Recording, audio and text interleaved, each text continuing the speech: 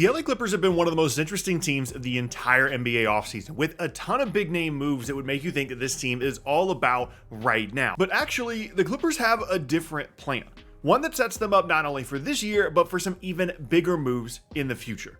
Let's talk about the Clippers offseason. One of the things that I think gets overlooked is the fact that they brought back James Harden. That wasn't a guarantee. They signed him to a new contract, and there's some details in that contract that are very, very interesting to me that we're going to talk about later. They brought in Brook Lopez, who's a fantastic fit with their roster. They've needed depth behind Zubac at the 5 spot for a while now, and the fact that Lopez could maybe even play alongside Zubac because of his floor spacing at times if they wanted to have really, really big lineups. Obviously, those would struggle in certain constructions defensively. And realistically, Lopez is probably playing like 15 to 20 minutes a game off the bench for this team, but still a very, very good addition. They also traded away Norman Powell in exchange for John Collins. At the time, they hadn't yet signed Bradley Beal, so I didn't love the move for the Clippers because in a vacuum, I would have just rather had Norman Powell rather than John Collins, and they needed depth in the front court. And then once they traded away Norman Powell, they needed depth in the back court. So before they actually signed Bradley Beal, I didn't love the move, but I could understand wanting to have the versatility that John Collins provides in the front court as a lob threat and as an improved three-point shooter.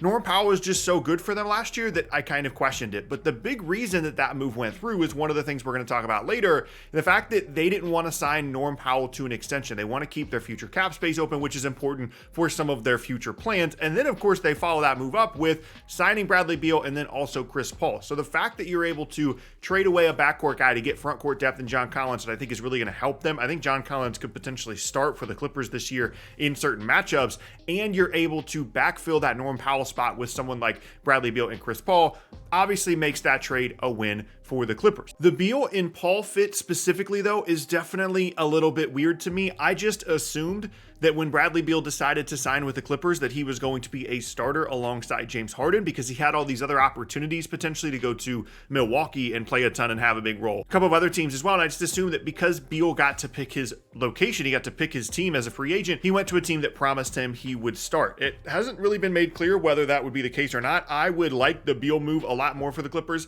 if he was coming off the bench, at least initially, because him and Harden together in the backcourt defensively is going to be a complete disaster. And starting Chris Dunn in the backcourt alongside James Harden was really successful for the Clippers last year. They built this defensive identity with Chris Dunn and Derrick Jones starting together. And although that created some offensive problems for them in the postseason, I prefer to see Bradley Beal start off the bench. Then Chris Paul, I'm not really expecting a ton from him. Like, it's a cool story. It's cool that he's back in LA, but he's probably going to play like 15 minutes a game for them. It's going to be nice to have Beal and Paul to orchestrate the offense when either Harden is hurt or when he's just not in the game. So I like all of the moves for the Clippers, and it, of course, was a successful offseason. If you look at all of these moves in a vacuum, you might think that this is a team that is desperate to compete, and these are win-now moves because these are all, with the exception of John Collins, these are all older players in Lopez, Chris Paul, and Bradley Beal. These are all guys that are clearly wanting to try and chase a title, and you'd be correct on the surface. This is obviously a team that wants to be good next year.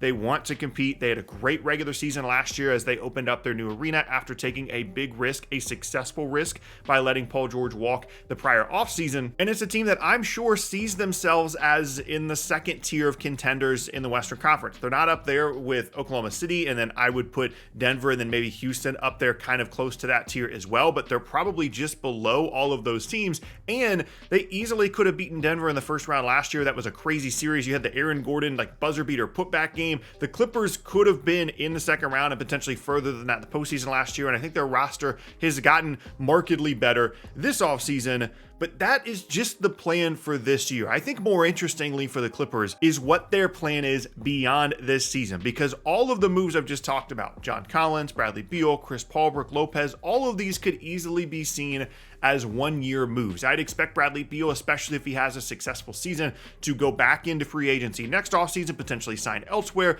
Lopez is not a super long-term commitment. John Collins is on an expiring contract. Chris Paul, not a long-term commitment. And when you really start to look at the way the Clippers have structured their payroll, you start to understand what their real plan is. If you look at 2026, There's actually a path for the Clippers to create max cap space if they really wanted to. That would require getting rid of James Harden. If you look at his contract, the second-year player option, he gets the player option, but it's not fully guaranteed, so they could technically get rid of him and save a bunch of money on his contract next year if they had an opportunity to bring in a free agent that they really wanted to alongside of Kawhi Leonard. But then beyond that, if you look at the summer of 2027 for the LA Clippers, a summer in which a lot of big-time names are going to be free agents, they currently only have one name on the books that makes any significant money, and that's Ivica Zubac, who's good and worth way more than the $20 million he's going to be getting paid in the summer of 2027, and that's a really nice complimentary player for whoever you bring in. And without really anything on the books, it's one of the reasons they didn't want to sign Paul George to an extension. It's one of the reasons they haven't signed Harden or Kawhi to long-term extensions. They are targeting, yes, maybe the summer of 2026 with max cap space, but certainly the summer of 2027. You just look at the list of free agents that could theoretically be available in the summer of 2027. You're talking about Giannis, Anthony Davis, Luka, Jokic. Obviously, some of those guys are going to get extensions. I would expect Luka specifically to sign an extension relatively soon as of the recording of this video. Jokic has already said he isn't signing one this offseason, but that's mostly related to the fact that he can make a lot more money if he waits a year and signs an extension next offseason. The AD thing is definitely up in the air in Dallas. They obviously traded a bunch for him, but there's no guarantee that situation is going to go well. We obviously know that the Giannis situation is completely up in the air, and teams are always monitoring that and making sure they have cap space to potentially pounce on that situation. There's a scenario in 2027 where the Clippers basically do what they did in 2019, except fully with cap space rather than with a trade. They could have Zubac on the roster. They could sign Giannis. They could sign Jokic, Luka, Trae Young, Anthony Davis. Like, there's so many guys possibly available in 2027. And that really is what everything has been leading to for the last two off seasons for the LA Clippers. Now, if you watch some of my other videos on this channel, you might be thinking, okay, but I thought everybody just signed extensions now. I thought free agency was basically over. Teams don't really plan for free agency anymore. It's all about trades. And although to an extent that is true, everything in the NBA is cyclical. It goes through cycles, and we have just been in a period the last couple of years where teams have just not had a lot of cap space, and so players end up signing extensions in advance of becoming free agents because they want to make sure that they're getting their money and not going through what some of these restricted free agents are going through right now. The Cam Thomases of the world, guys that theoretically should be getting paid a significant amount of money. Jonathan Kuminga is another name there. They decided not to sign extensions. Now there's no cap space, and they're in a terrible situation. The max players around the league don't want to be in that situation either, because teams are starting to be stingier and stingier about their big extensions, as evidenced by someone like James Harden, who's really signed like one-year contracts for the last couple of seasons in LA. And what could make 2027 different than the last couple of years in free agency is, one, some of these bigger contracts coming off the books, but two, teams preparing for it. Just having cap space available is something you can plan for, and the reason you want to plan for it is if there are going to be a bunch of big names available in a specific offseason. That's what happened in 2019 when Kevin Durant, Kyrie Irving, Kawhi Leonard, and others were available as free agents in 2019, so a bunch of teams had cap space, and the same thing can happen in the summer of 2027. So yes, some of those guys are going to sign extensions. I would expect Luka to sign an extension this offseason. I would expect Jokic to sign an extension next offseason, but someone like Giannis could absolutely be available as a free agent in 2027, which could create a 2019 situation all over again. And it goes back to really what started this whole kind of second era with the Clippers and with the Kawhi era,